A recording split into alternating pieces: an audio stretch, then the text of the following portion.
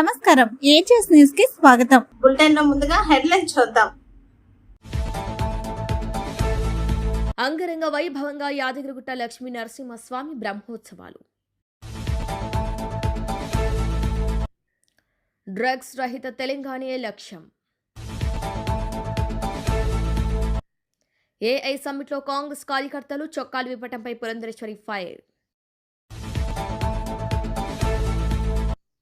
ఎల్బీనగర్ చట్నీస్ హోటల్లో భారీ పేలుడు. గూగుల్ ఏఐ హబ్కు వచ్చే నెలలో శంకుస్థాపన.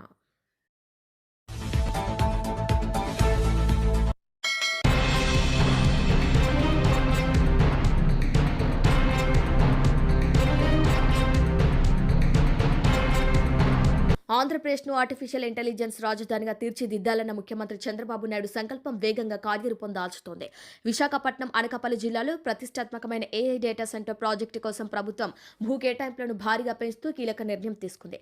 గతంలో నిర్ణయించిన 480 ఎకరాలకు ఇప్పుడు 601.4 ఎకరాలకు పెంచుతూ సవరించిన ఉత్తర్వులు జారీ చేసింది. ఈ విస్తరణలో ఉత్తరాంధ్ర ముఖ చిత్రం ఐటీ రంగంలో ప్రపంచ స్థాయికి చేరనుంది. ఇప్పటికే భూసేకరణ పూర్తయింది. అందరికీ పరిహారం పంపిణీ చేశారు. ఈ భారీ ప్రాజెక్టు కోసం 3 ప్రధాన ప్రాంతాల్లో భూములను కేటాయించారు. అత్యధికంగా తర్లువాడలో 266.6 ఎకరాలు, అడవివరం మూడసర్లోవ పరిధిలో 160 ఎకరాలు, అలాగే అనకాపల్లి జిల్లా రాంబిలిలో 174.8 ఎకరాలకు ప్రభుత్వం కేటాయించింది. రైడ్ అండ్ ఇన్ఫోటెక్ తరపున భూ సంబంధిత వ్యవహారాలకు పర్యవేక్షించే భాగస్వామ్య సంస్థ అయిన ఆదాని ఇన్ఫ్రా లిమిటెడ్కు ఈ భూములను అప్పగించారు. ఈ కేటాయింపుల ద్వారా డేటా సెంటర్ ఏర్పాటుకు అవసరమైన మౌలిక సదుపాయాల కల్పన వేగవంతం కానుంది.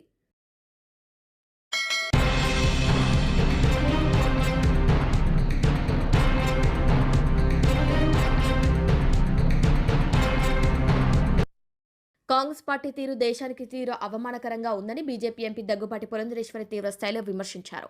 భారత్ అత్యంత ప్రతిష్టాత్మకంగా గ్లోబల్ ఏఏ సమ్మిట్ నిర్వహిస్తుంటే కాంగ్రెస్ పార్టీ మాత్రం గందరగోళం సృష్టించిందని ఆమె మండిపడ్డారు. దేశ గౌరవాన్ని పక్కన పెట్టి అంతర్జాతీయ వేదికపై భారత్ను అగౌరవపరిచేలా వ్యవహరించిందని ఆరోపించారు. ఈ విషయంపై ఆమె మాట్లాడుతూ భారత్ తన సాంకేతిక నాయకత్వాన్ని ప్రపంచానికి చాటి చెప్పే సమయంలో రాహుల్ గాంధీ నేతృత్వంలోని కాంగ్రెస్ కార్యకర్తలు సమ్మిట్ వేదిక వద్ద చొక్కాలు విప్పి గందరగోళం సృష్టించారు. అంతర్జాతీయంగా మన దేశాన్ని అవమానించడానికే ఉద్దేశపూర్వకంగా ఈ చర్యకు పాల్పడ్డారు అని పురంధరేశ్వరి పేర్కొన్నారు. భారత్ ఒక టెక్నాలజీ దిగ్గజంగా ఎదిగేందుకు కృషి చేస్తున్న తరుణంలో ఇలాంటి ప్రవర్తన దేశ పతనానికి దారితీస్తుందని ఆమె ఆవేదన వ్యక్తం చేశారు. రాజకీయ వ్యతిరేకత ఉండొచ్చు, కానీ దానికోసం దేశ ప్రతిష్టను ప్రపంచవ్యాప్తంగా దిగజార్చడం సరికాదు. ఇలాంటి చర్యను భారత్ సహించదని పురంధరేశ్వరి స్పష్టం చేశారు.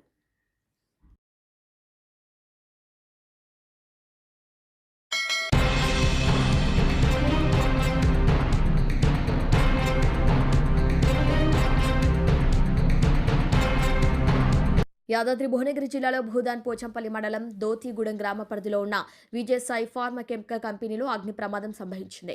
ఈ ఘటనలో ఒకరు మృతి చెందగా మృతుడు ధారా పవన్ గా గుర్తించారు. ఆయన కంపెనీలో కెమిస్ట్రీగా పనిచేస్తున్నట్టు సమాచారం. మంటలు తీవ్రంగా వ్యాపించడంతో ఆయన పూర్తిగా కాలిపోయిన స్థితిలో మృతదేహం లభించింది. కుటుంబ సభ్యుల సాయంతో పోలీసులు మృతదేహాన్ని గుర్తించారు. ప్రమాదం జరిగిన విషయాన్ని కంపెనీ యాజమాన్యం గోప్యంగా ఉంచినట్లు ఆరోపణలు వినిపిస్తున్నాయి. ఘటన జరిగి 4 గంటలు గడిచిన 4వ బ్లాక్ నుంచి మృతదేహాన్ని బయటకు తీయకపోవడంపై కూడా ప్రశ్నలు తలెత్తుతున్నాయి. మృతుడికి భార్య, ఒక పాప, ఒక బాబు ఉన్నారు. ఈ ఘటనతో కుటుంబంలో విషాద ఛాయలు నెలకొన్నాయి.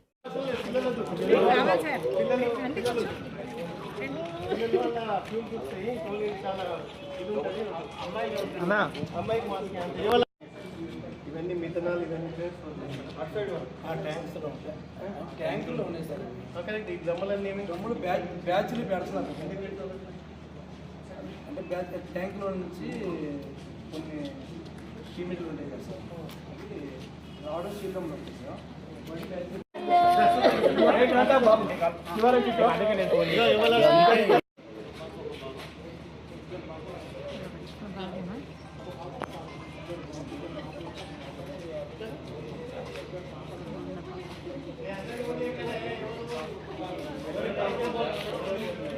మన యాదయ్య మన పైన స్లాబ్ ఉంది.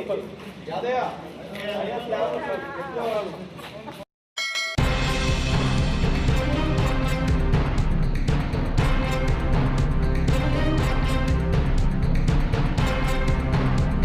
హైదరాబాద్లోని ఎల్బీ నగర్ చట్నీస్ హోటల్లో భారీ పేలుడు సంభవించింది. హోటల్ కిచెన్లో ఇడ్లీ స్టీమర్ ఒక్కసారిగా పేలిపోయింది. దీంతో 3 సిబ్బందికి తీవ్ర గాయాలయ్యాయి. పేలుడు దాటికి హోటల్లో ఉన్న కస్టమర్లు భయంతో బయటకు పరుగులు తీశారు. సమాచారం అందుకున్న పోలీసులు ఘటనా స్థలానికి చేరుకుని గాయపడిన వారిని ఆసుపత్రికి తరలించారు. ఈ ప్రమాదంతో ఆ ప్రాంతంలో ఒక్కసారిగా కలకలం రేగింది.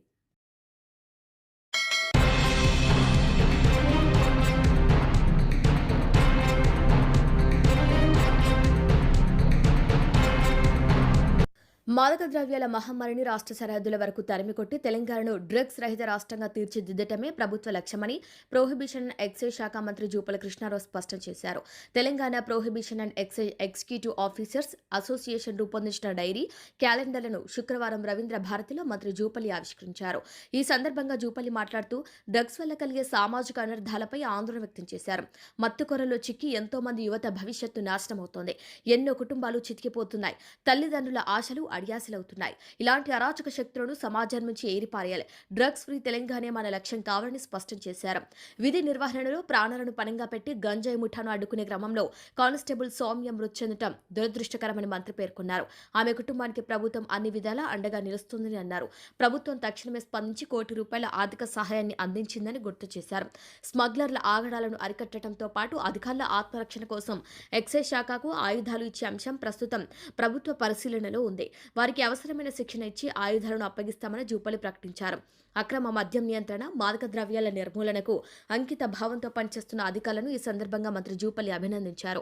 రాష్ట్రంలో మాదక ద్రవ్యాల కట్టడికి అధికారులు తమ శక్తి వంచన లేకుండా కృషి చేయాలని, ఈ పోరాటంలో ప్రభుత్వం ఎల్లప్పుడూ అధికారుల వెంటే ఉంటుందని, అవసరమైతే వనరులు కల్పిస్తుందని భరోసా ఇచ్చారు.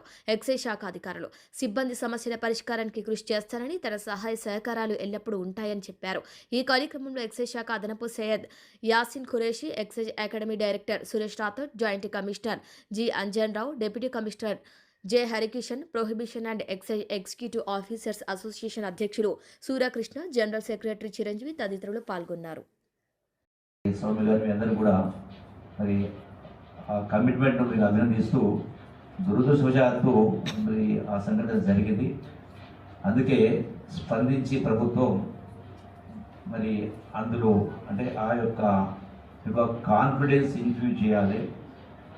ఎవరైనా అటువంటి సంఘటనలో మరి ప్రాణాలు కోల్పోయినప్పుడు ప్రభుత్వం ఆ కుటుంబానికి అన్ని రకాల అండదండలు ఉంటుందని తెలియజెప్పడం కోసమే ఆనాడు ఆ కుటుంబాన్ని కూడా ఆదుకునే కార్యక్రమం చేయడం జరిగింది. డిలే కాకుండా ఆ యొక్క చెక్ను కూడా ఇమీడియట్గా అందించే కార్యక్రమం చేయడం జరిగింది.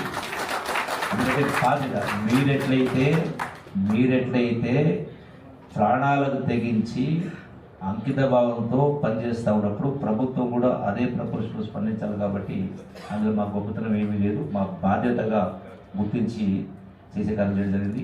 అట్లాగే ఇతర సమస్యలు మీ యొక్క అసోసియేషన్ సంబంధించినటువంటి వివిధ రకాల సమస్యలు ఏవైతే ఉన్నాయో అది విత్ ఫైనాన్షియల్ కమిట్మెంట్ కావచ్చు, వితౌట్ ఫైనాన్స్ పరిష్కారానికి ప్రభుత్వం అంకిత భావంతో పనిచేసి మీ సమస్య పరిష్కారం తప్పకుండా నా వంతు సహాయ సహకారం ఉంటాయని చెప్పని మరొకసారి మీ అందరూ కూడా తెలియజేసుకుంటూ ఇట్లాగే రాష్ట్ర ప్రభుత్వం ముఖ్యంగా ఈ సందర్భంలో నా రిక్వెస్ట్ మేరతో కూడా ఈ యొక్క డ్రగ్స్ను రకరకాల ఎందుకంటే ఈ యొక్క డ్రగ్స్ బారిన పడి చాలా కుటుంబాలు పూర్తిగా ధ్వంసం అయిపోయి చితికిపోయే పరిస్థితి వస్తూ ఉంది.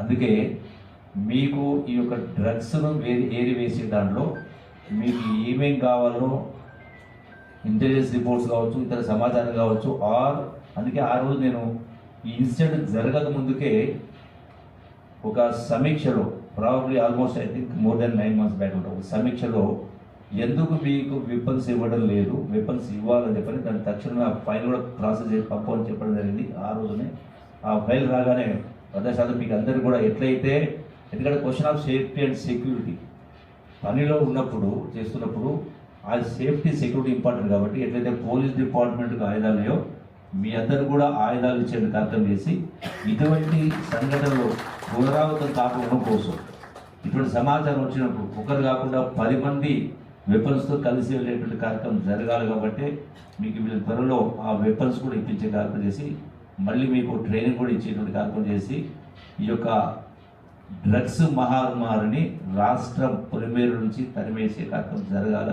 మీకు ఎటువంటి సహాయ సహకారాలు కావాలన్నా అందించడానికి ప్రభుత్వం కృతనిశ్చయంతో ఉందని మరోసారి మనం చేసుకుంటూ ఇతర అంశాలకు సంబంధించి కూడా మీ యొక్క ఇతర సమస్యలు ఎన్నో మీరు యూనియన్ రిప్రజెంటేషన్స్ గతంలో ఇచ్చినా కానీ ఇంకేమైనా ఉంటే కూడా మరోసారి సపరేట్గా మీటింగ్ పెట్టి కార్యక్రమం చేసుకుని సమీక్ష చేసుకొని ప్రిన్సిపల్ సెక్రటరీస్ కావచ్చు ఆల్ కన్సల్ట్ వాళ్ళని పిలిచి మీ సమక్షంలో మాట్లాడి ఆ సమస్యల పరిష్కారం కూడా ఈ ప్రభుత్వం కట్టుబడి ఉంది. నేను నా వంతు సహాయ సహకారం తప్పకుండా నాకు బాధ్యతగా నేను మీకు అండగా ఉంటానని చెప్పని మీకు మరొకసారి మనవి చేసుకుంటూ సెలవు తీసుకుంటున్నాను. Thank you very much.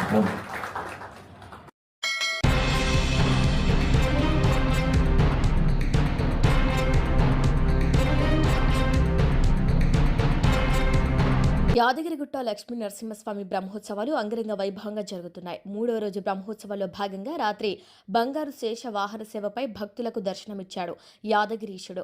బంగారు శేష వాహన సేవపై లక్ష్మీ నరసింహుణ్ణి వివిధ రకాల పూలతో నయన మనోహరంగా అలంకరించి ఆలయ తిరుమాడ వీధుల్లో ఊరేగించారు. ఆలయ అర్చకుడు వేద మంత్రాలు, మంగళ వాయిద్యాలు, పారాయణాలు నడుమ ఘనంగా స్వామివారి సేవను నిర్వహించారు. ఆలయ తూర్పు గోపురం ముందు స్వర్ణశేష వాహన సేవను అధిష్ఠింపజేసి మంత్రోచ్చరణలతో పూజలు నిర్వహించి శేషవాహన సేవ విశిష్టతను భక్తులకు తెలియజేశారు ఆలయ అర్చకులు. స్వర్ణశేష వాహన సేవలో జిల్లా కలెక్టర్ హనుమంతరావు, ఆలయ ఈవో భవానీ శంకర్, ఆలయ అనువంశిక ధర్మకర్త నరసింహమూర్తి, ఆలయ అధికారులు, భక్తులు పాల్గొన్నారు. ఫిబ్రవరి 18వ తేదీన ప్రారంభమైన బ్రహ్మోత్సవాలు 28వ తేదీ వరకు జరగనున్నాయి.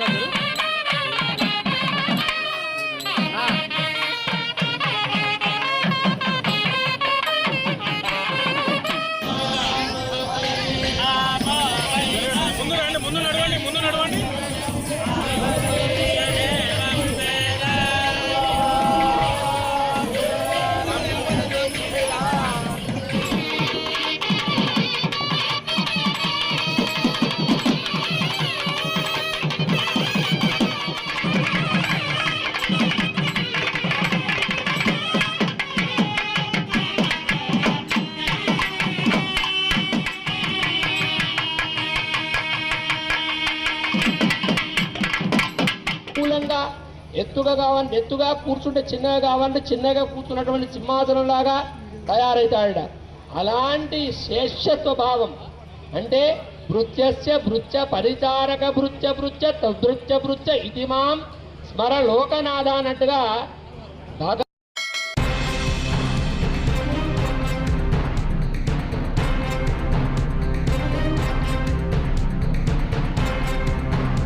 తెలంగాణ సరిహద్దు కర్రగుట్టల అటవీ ప్రాంతంలో ల్యాండ్ మైన్ పేలటంతో 39వ బెటాలియన్కు చెందిన జవాన్ నవదీప్ తీవ్రంగా గాయపడ్డారు. జల్లా పామునూరు మార్గంలో సెర్చ్ ఆపరేషన్ చేస్తుండగా ఈ ఘటన జరిగినట్టు తెలుస్తోంది. వెంటనే అధికారులు ఆర్మీ చాపర్ ద్వారా వరంగల్ ఆసుపత్రికి తరలించారు. కాగా నేడు ఉదయం నుంచి 11 ఐఈడీలను గుర్తించి బీడీఎస్ బృందాలు నిర్వీర్యం చేశాయని సమాచారం.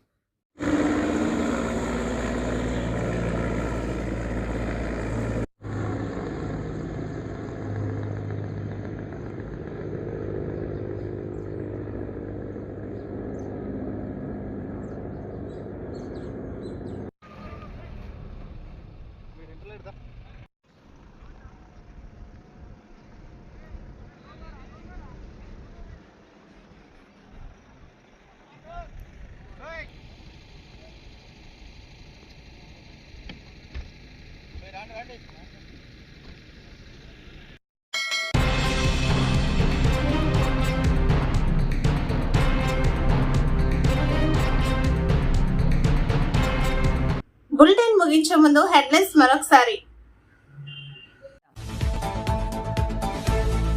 అంగరంగ వైభవంగా యాదగిరిగుట్ట లక్ష్మీ నరసింహస్వామి బ్రహ్మోత్సవాలు. డ్రగ్స్ రహిత తెలంగాణే లక్ష్యం. ఏఐ సమ్మిట్లో కాంగ్రెస్ కార్యకర్తలు చొక్కాలు విప్పటంపై పురంధరేశ్వరి ఫైర్. ఎల్బీనగర్ చట్నీస్ హోటల్లో భారీ పేలుడు. గూగుల్ ఏఐ హబ్కు వచ్చే నెలలో శంకుస్థాపన.